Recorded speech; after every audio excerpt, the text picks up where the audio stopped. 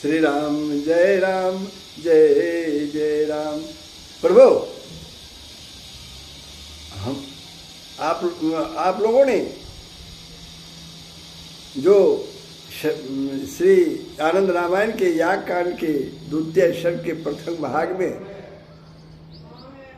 श्रवण किया कि प्रभु श्री राम की दीक्षा यज्ञ संपन्न करने के लिए की जाती है और उसके बाद प्रभु श्री राम शवों का यथोचित सत्कार आगंतुकों का करते हैं। उसके बाद जो प्रसंग है, जो यज्ञशाला बनाया गया है, जो अत्यंत रमणीय है जगभूमि, वहां रघुश्रेष्ठ श्री राम ने कामधेनु गौ का सुंदर वस्त्रों तथा अलंकारों से विधिवत पूजन किया। उनकी सींगें सोने से मढ़ाई तथा किंकणी नुपुरों आदि से उन्हें सुसज्जित किया। इस प्रकार कामधेनु को यथाविधि अलंकृत एवं उनका पूजन करके प्रभु श्री राम ने उनकी प्रार्थना करते हुए कहा, हे धेनो, आप सागर से प्रादुर्भूत है। आप मेरे इस जग में उपस्थित सभी द्विजों तथा अन्य जनों को भोजन प्रदान करने की कृपा करें। हे जगन माता, हे जग के माता, आप मुझ पर प्रसन्न हो। प्रभु श्री राम जी कामधेनु गौ से कहते हैं। इस प्रकार से प्रार्थना करके श्री राम ने उन गौ माता कामधेनु को प्रणाम किया तथा भोजनशाला में ही वस्त्र के एक रमणीय आसन पर उन्हें विराजमान किया। उन गौ सुरभि ने अत्यंत प्रसन्न होकर उस देवयज्ञ के कार्य में जनक नंदनी सीता को बड़े ही आदर पूर्वक षड रसों से संपन्न विविध दिव्य व्यंजन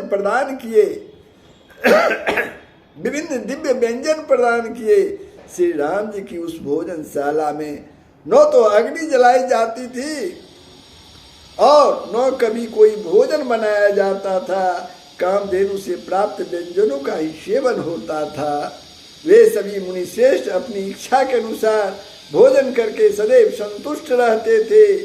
श्री राम जी मन में जिस वस्तु की अभिलाषा करते थे, वे दोनों कौस्तुभ एवं चिंतामणि शीघ्र ही वह सब उपस्थित कर देती थी।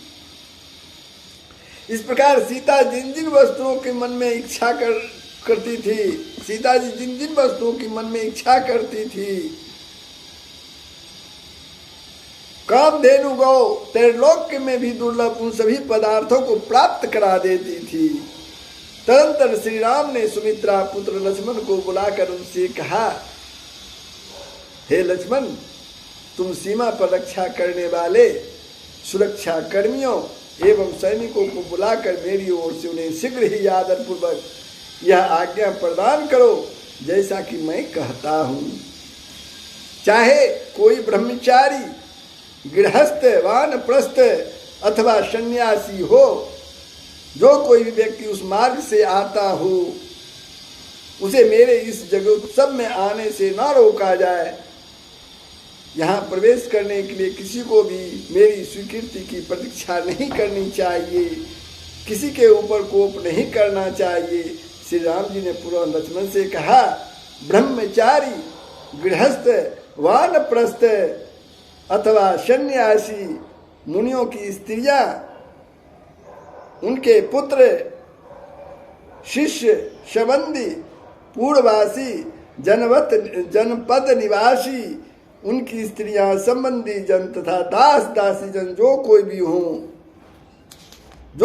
हों, वे जो कुछ भी चाहते हो, जिन जिन पदार्थों की अभिलाषा रखते हो, हे लक्ष्मण, तुम उन्हें बिना कुछ सोचे विचारे तथा मुझसे पूछे बिना ही निश्चित रूप से प्रदान करो।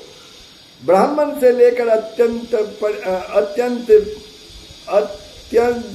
पर्यंत सभी को निरंतर संतुष्ट करते रहो। किसी की भी अभिलाषा को विफल न होने दो।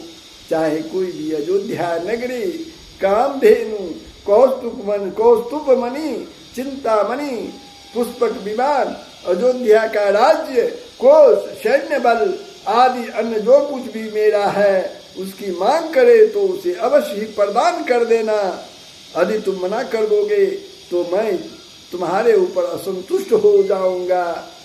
अतः मेरी आज्ञा के भय से तुम कोई भी वस्तु हो बिना कुछ विचार किए अभ्यागतों को अविलंब दे दो। हे लक्ष्मण, तुम मेरी बात को सदा ही स्मरण करते रहना, भूलना कभी ना, भूलना मत। श्री राम द्वारा प्रदत्त इस शिक्षा को लक्ष्मण ने सहर्ष स्वीकार किया और वह सब संपन्न किया जो जो श्री राम ने बताया था। तो प्रभु, ये प्रसंग श्री आनंद रामायण के याग कांड के दूसरे सर्ग के दूसरे भाग में जो संपन्न हुआ, आप लोगों ने श्रवण किया, कैसा लगा कमेंट के माध्यम से बताएंगे। अगर आपने वीडियो को सब्सक्राइब नहीं किया तो सब्सक्राइब कर देंगे, शेयर करेंगे, बेल आइकन को दबा देंगे। जय श्री हरि, जय श्री राम, जय बजरंगबली। सबका कल्याण होगा, पूरे विश्व का कल्याण होगा। यही सनातन धर्म का मूल तत्व है। जय श्री हरि।